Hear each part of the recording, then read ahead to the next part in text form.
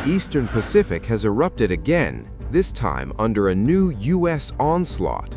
According to U.S. Southern Command, American forces carried out a lethal kinetic strike on an alleged drug trafficking vessel in international waters, obliterating the boat and killing 2 people described by the military as narco-terrorists. This marks the second such strike since the dramatic capture of Venezuelan leader Nicolás Maduro, as the Trump administration intensifies what it calls a war on drugs across the Pacific and Caribbean. President Trump has signaled no retreat, branding these operations necessary to stem the flow of narcotics, despite allegations of wrongdoing by the U.S. government. These are the chilling pictures of a U.S. military strike on an alleged drug boat in the Eastern Pacific. The attack took place on February 5th by the U.S. Southern Command. 2 alleged narco-terrorists were killed in what was described by the U.S. as a lethal kinetic strike on a vessel operated by designated terrorist organizations.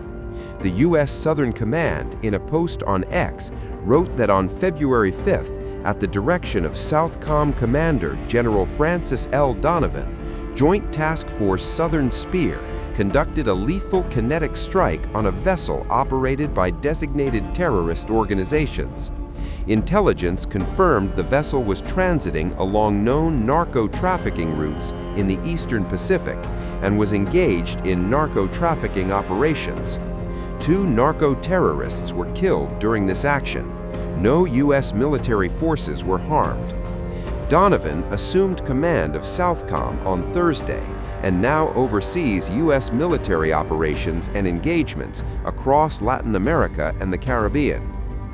This is the second strike on an alleged drug boat after the specialized U.S. forces kidnapped Venezuelan leader Nicolás Maduro in an unprecedented operation on January 3rd this year. At least 119 people have now been killed in strikes on suspected drug boats as part of a campaign dubbed Operation Southern Spear that the Trump administration has said is aimed at curtailing narcotics trafficking. But were they all narco-traffickers? Or did all the boats carry drugs? Well, the Trump administration has little evidence to back those claims. During congressional briefings, military officials too have acknowledged they do not know the identities of everyone on board the boats they have destroyed. The legality of the strikes has come under intense scrutiny in Congress since the operations began in September last year. Last week, the families of 2 men who were killed in an October strike by the U.S. military filed a lawsuit against the U.S. government for wrongful death and extrajudicial killing of the men. But the Trump administration told Congress that the U.S. is in an armed conflict against drug cartels.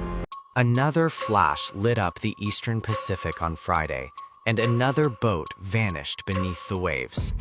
The U.S. military confirmed it carried out a lethal strike on a vessel accused of drug trafficking, killing 2 people and leaving 1 survivor.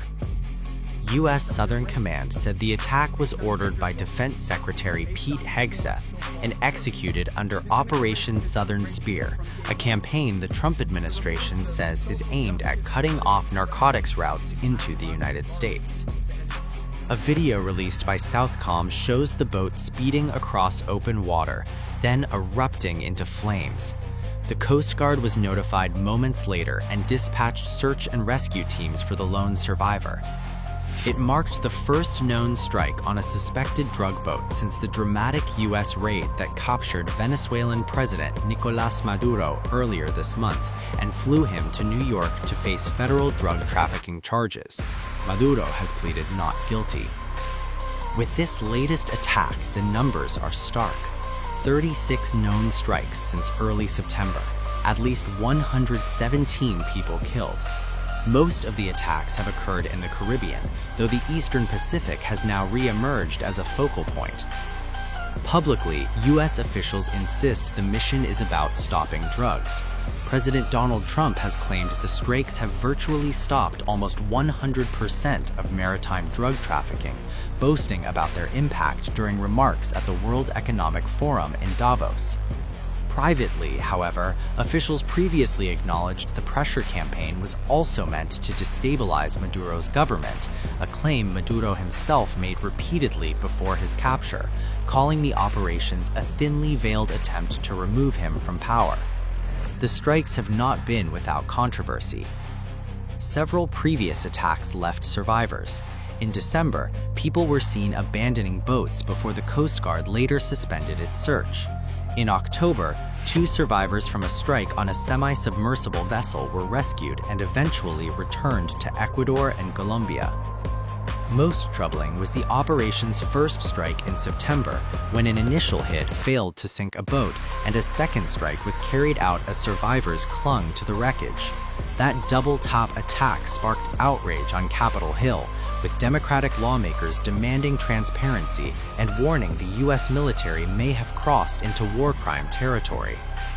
Now, with Maduro in U.S. custody and strikes resuming after a brief pause, the message is unmistakable.